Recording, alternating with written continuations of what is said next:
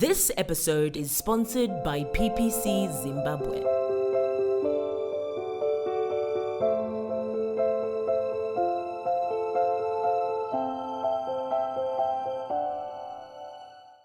Hello there, Tando Book Club lovers. This season, we're putting the books written by your favorite African female authors center stage. Joining me in the studio as co-host is the amazing and fabulous book reviewer, Sarah Nyengerai. As is our custom, we always begin every episode with a quote from a famous African that we believe captures the spirit and message of the book we'll be discussing. And naturally, we have taken our quotes from the book for the episode. Today's quote is, "And these days it is worse, with the poverty of blackness on one side and the weight of womanhood on the other. Aiwa, what will help you, my child, is to learn to carry your burdens with strength." Nervous Conditions by Tsitsi Dangarembga. So, what do you love about Tsitsi as an author, and why do you think this first book of hers is so acclaimed and so loved by so many? Thank you, Selina.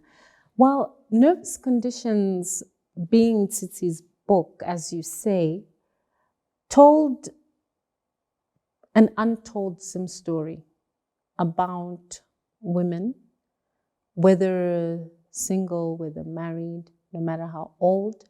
And this was the first feminist book on the market that told the Zimbabwe story very well, about the dance between our colonial selves, having lived under British rule, and the migration to finding ourselves even before independence and further on. So it's a book that a lot of people resonated with. You saw yourself in most of the female characters, and it was a daring book, a daring story, rich story, and which is true to Tsitsi's writing style. She's a prolific writer and she's daring. So, yeah. Well, I mean, I do think you've got a very good point there about the women. The book is set in the 60s and 70s, so we know that's the period of the Bush War, the real struggle, so to speak. As you know, Zimbabwe, or Rhodesia as it was known then, is kind of figuring itself out. And so very brave to make a black girl the center of the story, because usually that period is told through men's voices and men being protagonists, but also richness in all of the different women, like you said, that we see in the book. So very, very lovely about that. And then, of course, the iconic opening sentence, "I was not sorry when my brother Namo died." I mean, if you're not going to be brought in, that is like an opening line of opening lines.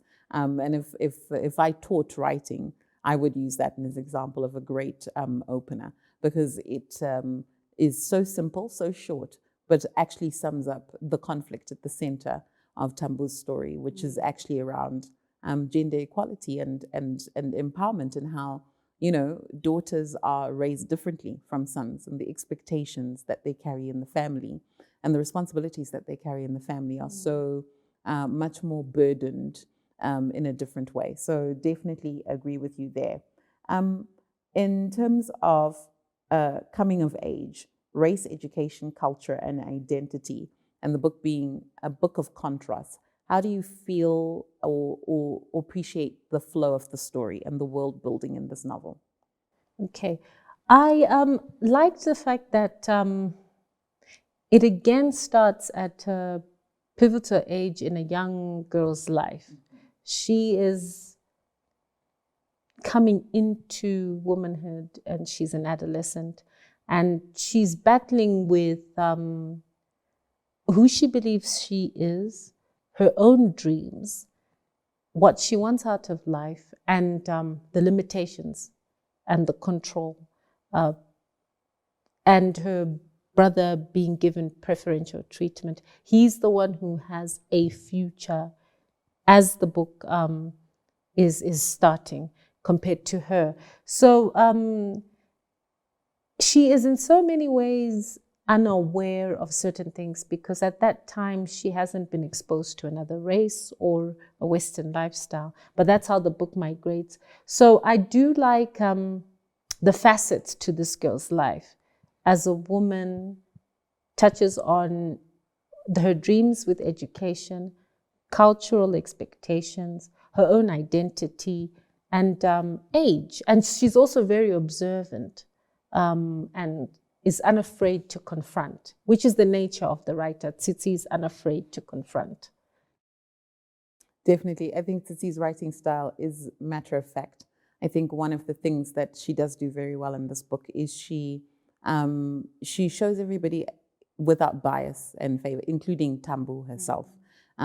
Because you can read Tambo and be like, oh, little girl, like maybe you should rethink that. And so I think that is very brave, but I think it's also masterful storytelling and masterful showing versus telling in terms of the storytelling. So I think that Tsitsi's done an amazing job there. But we're running out of time in this segment, so we're going to take a quick pause there. We'll be taking a short break, but we'll be back in a few moments, and we're going to really unpack Nervous Conditions in terms of the characters we liked and didn't like. So stay tuned. We'll be back in just a few moments. Empowering women with strength beyond. This episode is sponsored by PPC Zimbabwe. Women have been the foundation of society for generations. We play a critical role in building and sustaining healthy communities within our families and beyond. In light of this importance, it is only suitable that we celebrate ourselves as the amazing women we are, and as an essential part of our societies. As members of families, we provide invaluable support to those around us, whether we're making meals or providing emotional comfort during difficult times. And while doing so, we are pushing boundaries, breaking molds set by previous generations, and showing possibilities nobody thought existed. As we make potent contributions to business endeavors with our brilliant ideas from which everyone could benefit, irrespective of the field. Be they passionate entrepreneurs, launching companies alone, or thriving alongside male partners in startups, there is no denying our versatility when working together towards common goals with strength beyond. PPC Zimbabwe celebrates all women from all walks of life this Women's Month.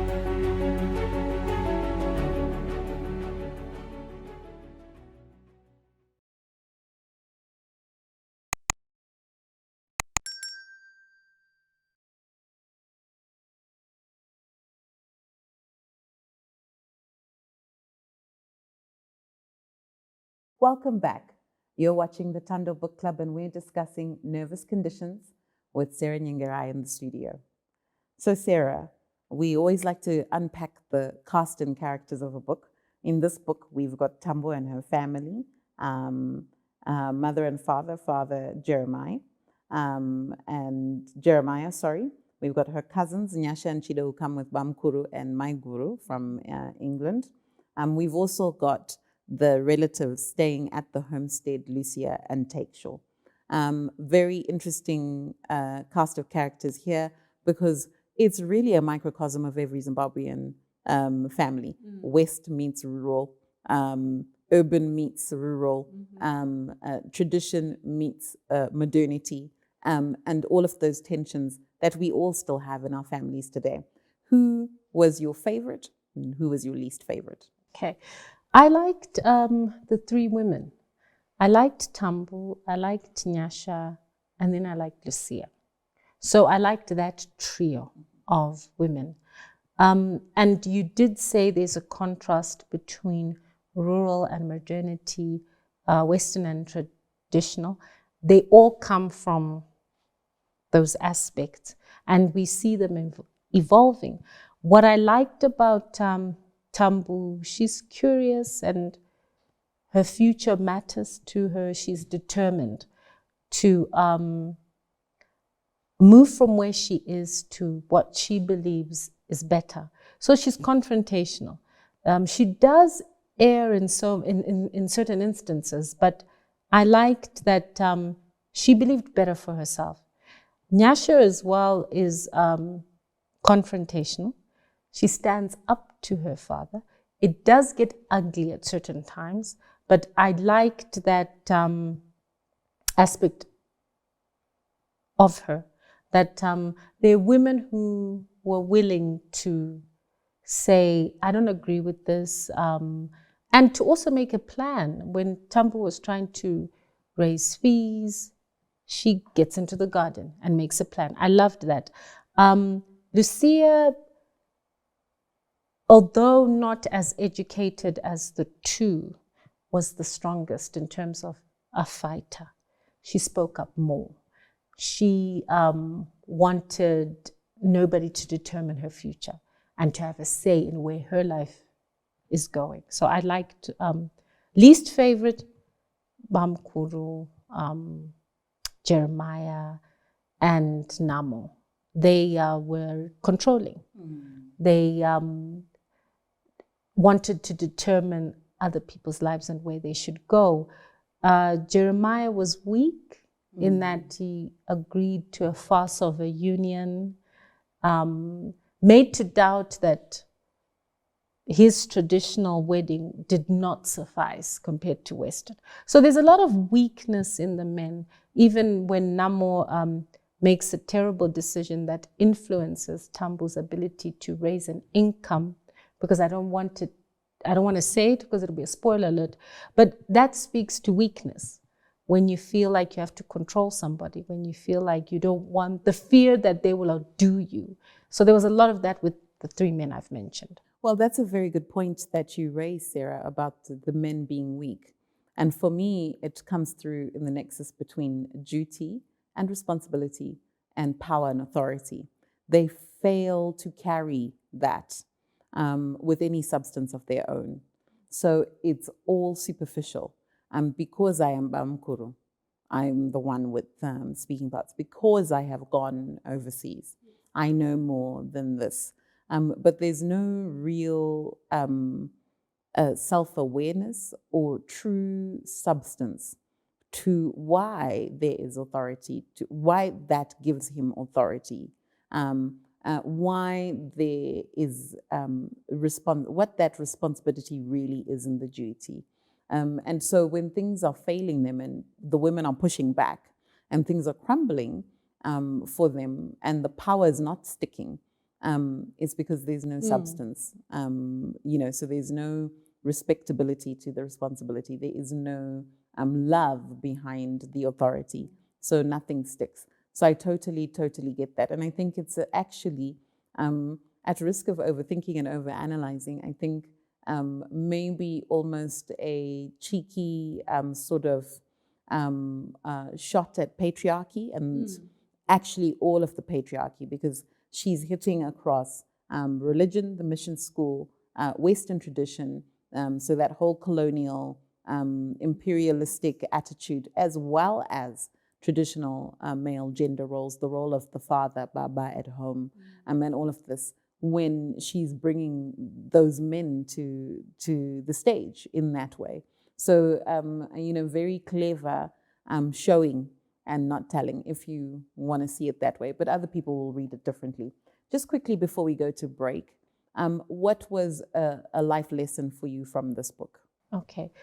The life lesson I got from this book, Tsitsi is able to show us that there's good and bad in all cultures.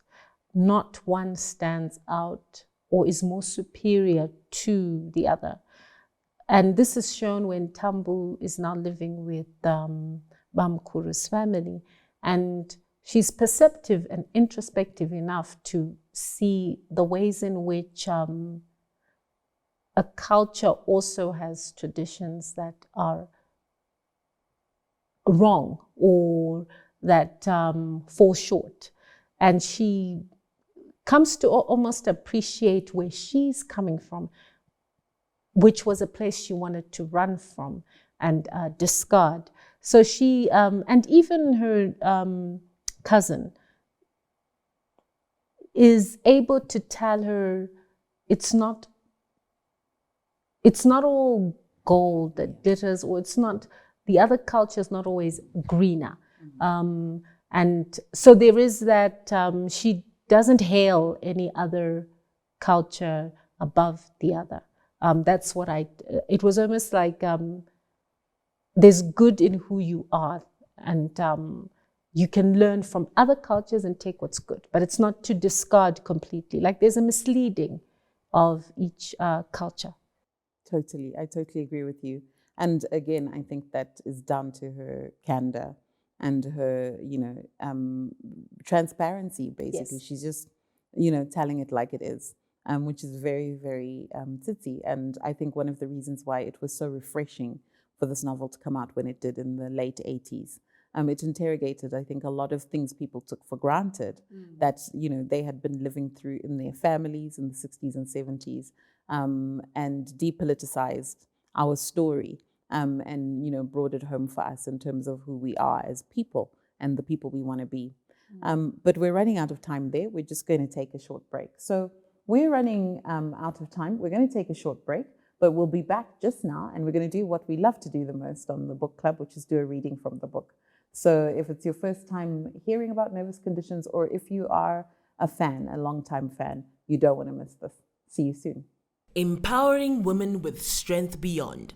This episode is sponsored by PPC Zimbabwe. Women have been the foundation of society for generations. We play a critical role in building and sustaining healthy communities within our families and beyond.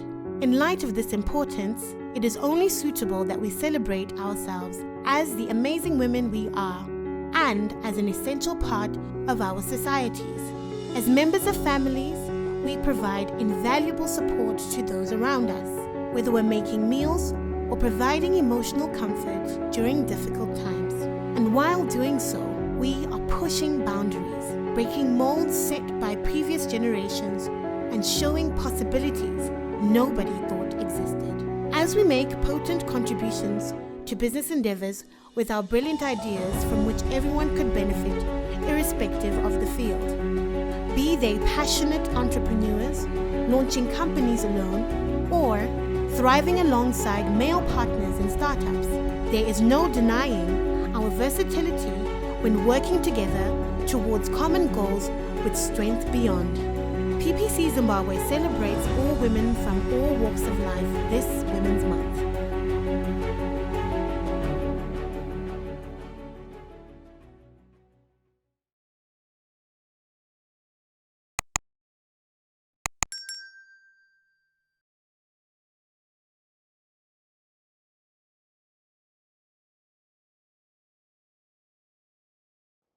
Welcome back.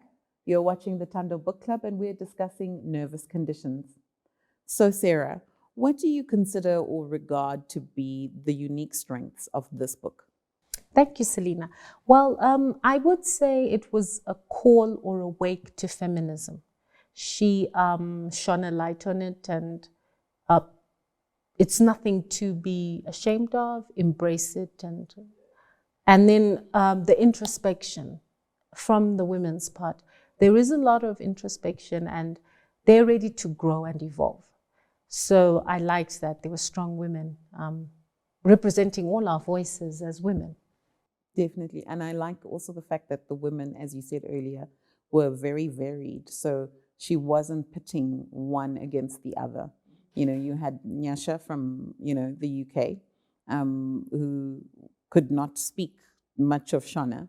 But you also had Tambo, who was raised in a rural home, and, was destined to be uneducated. And you had Lucia, the, wanton woman, who was feisty in her own way. And so many different pictures of women, but, she is definitely ascribing value to them. And that's definitely something to celebrate. So we've come to the point where we do a book reading. And we'd love to hear from you, Sarah, because we don't have Tsitsi with us today. I've chosen the beginning because the beginning is prolific, and what stands out about this book. I was not sorry when my brother died, nor am I apologizing for my callousness, as you may define it, my lack of feeling.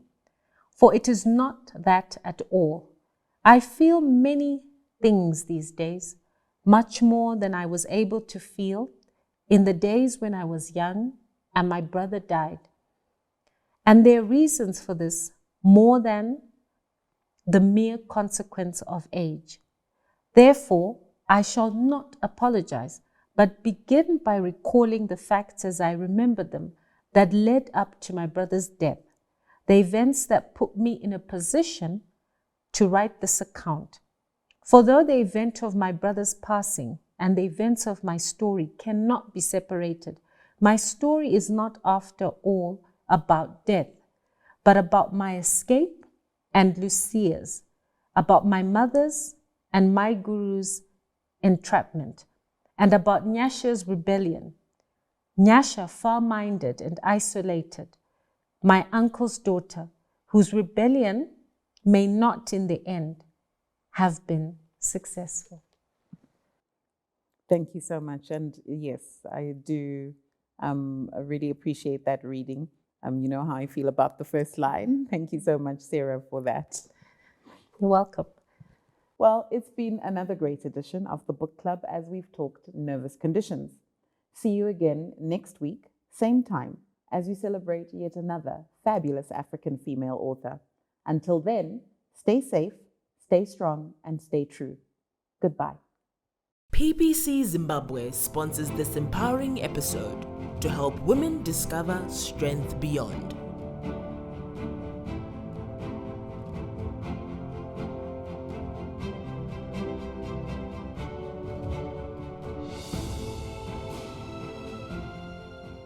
Would it have been different if blacks were the oppressors and whites were the slaves?